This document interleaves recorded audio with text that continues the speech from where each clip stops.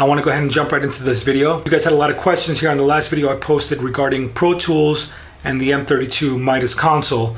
So I'm going to go a little bit in depth and try to answer these questions for you guys to clear up a few issues. Before we get started though, I want to thank you guys for subscribing to my channel. If you haven't already, just go ahead and subscribe to my channel so I can continue to bring you more content like this. Alright, so let's go ahead and get started. Let's go ahead and talk about how I went ahead and set up the Midas M32 to work with Pro Tools. So if we go to the peripherals under the setup tab in Pro Tools, you're going to go to your MIDI controllers tab. So you're going to have a few here. The one that we're looking for is MIDI controllers, and it's very simple.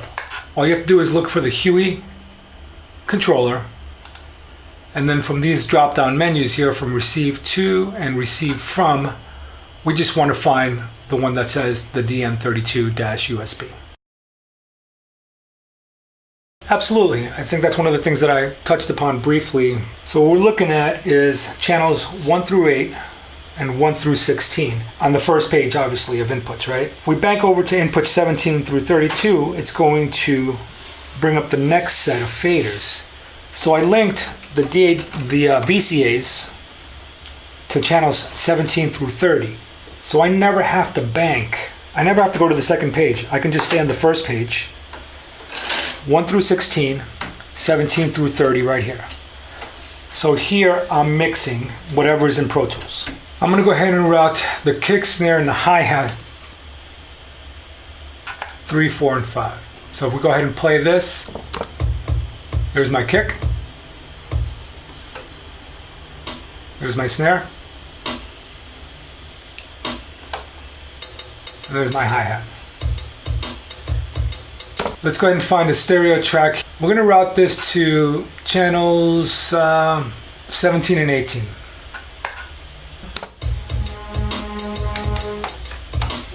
Here's 17 and 18.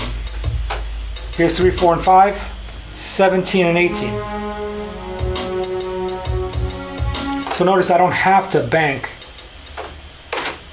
to 17 and 18 over here. I routed these to the DCAs on the first page already.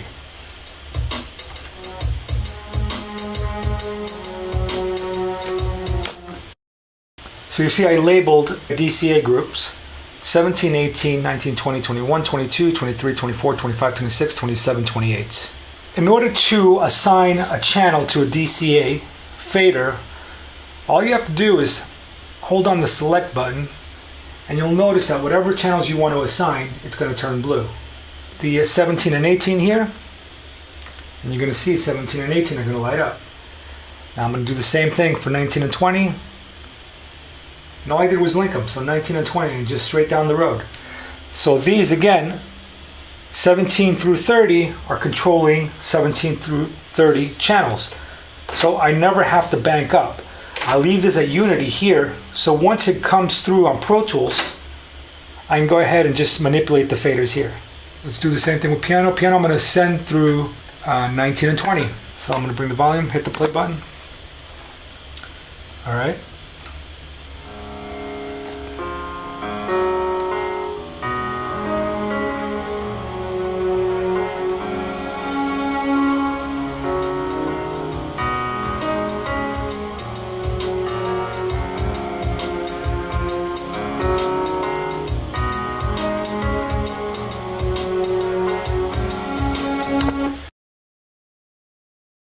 Yes, you can, working with Pro Tools, not just on the console themselves. So let's go ahead and take a look at just the piano. We're going to go ahead and automate the piano channel.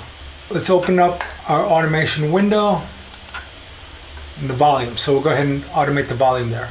So the first thing we're going to do is we're going to go ahead and change the read mode to write. We want to go ahead and hit the DAW remote.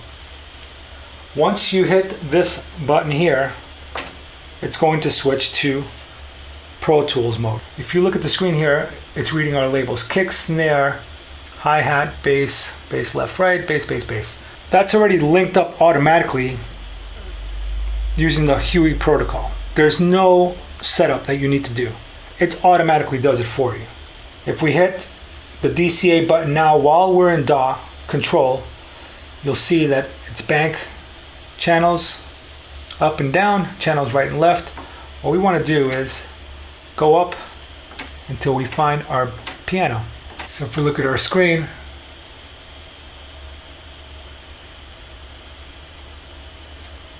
that's our piano. Hit the play button and just start writing automation.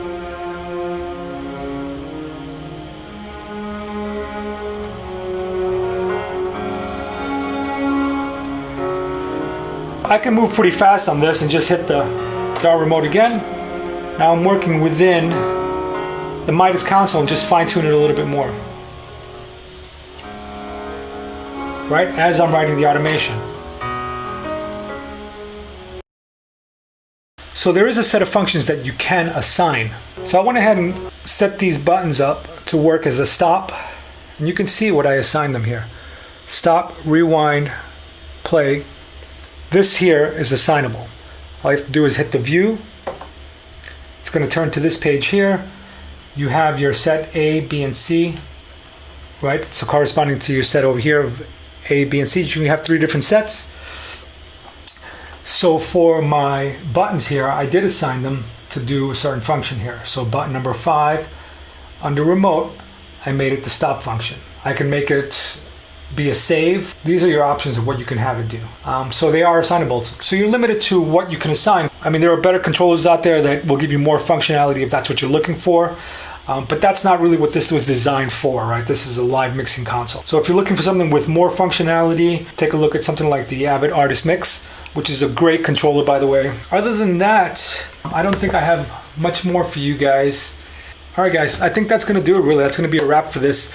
I wanted to make something short and sweet and to answer some of your questions that you had out there. If you guys still have any further questions, feel free to go ahead and shoot me a line. Leave a comment down below. And again, subscribe to my channel. Yeah, that's about it, man. Appreciate it. Thank you very much.